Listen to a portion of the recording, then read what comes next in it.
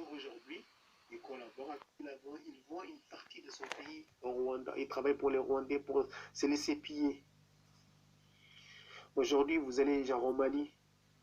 Le président du Mali, il vend son pays à des puissances étrangères pas pour les intérêts de son pays. Vous allez dans mon pays, le Sénégal, pareil. Vous allez au Gabon, pareil. Vous allez au Congo-Brazzaville, pareil. Ce sont les mêmes tactiques, seulement le temps, il a changé. Le temps, il a changé. C'est comme si vous venez dans 300 ans, vous dites non, non, les présidents africains vers l'an 2020, ce n'étaient pas des collabos, c'était des résistants. Non, ce sont des collabos. Ce sont des collabos. Ce sont des collabos. Non, non, je ne confonds pas Congo et Royaume Congo. Je parle du Royaume Congo. Je dis que le Congo aujourd'hui, il collabore avec ses ennemis. Comme le Royaume Congo, il collaborait avant avec le Portugal. Ça n'a rien à voir le Royaume Congo et le Congo. J'ai bien parlé du Royaume Congo. Je t'ai parlé du roi Alphonse, je t'ai parlé du roi Jean, je t'ai parlé de tous ces gens-là.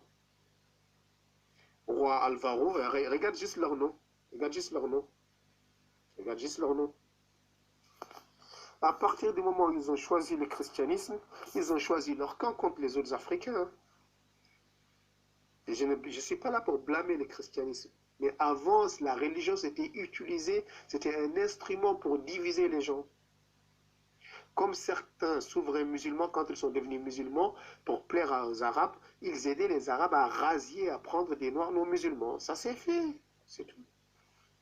Maintenant, si vous êtes là en train de... Vous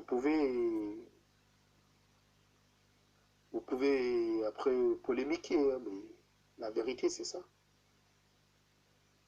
La vérité, c'est que c'est ça. Moi encore, je trouve ça grave, mais je trouve le plus grave, c'est que 500 ans après, nos présidents, qui se comportent comme des rois, qui se comportent comme des monarques, continuent à faire la même chose malgré qu'ils ont vu ce que ça a créé comme honte et humiliation pour le peuple noir. Aujourd'hui, disons Félix Tshisekedi, il va continuer la même chose que Kabila. Vous croyez qu'il va faire autre chose contre... Le Rwanda, il travaille pour quelle puissance? Le Sénégal, le Mali, la Côte d'Ivoire, ils travaillent pour quelle puissance? Le Cameroun, il travaille pour quelle puissance?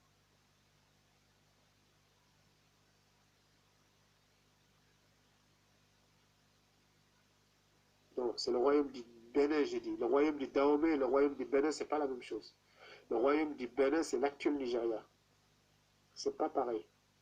Je sais de quoi je parle. Le royaume du Dahomey, c'est pas le royaume du Bénin. Merci.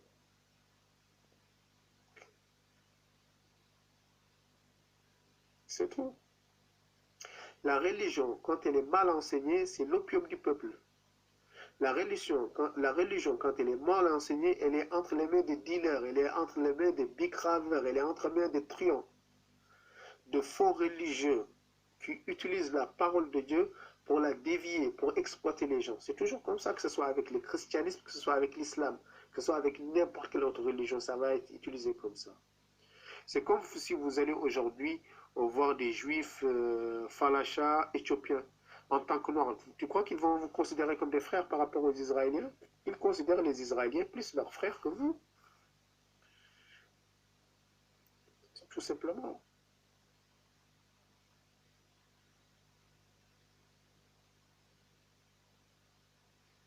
C'est tout.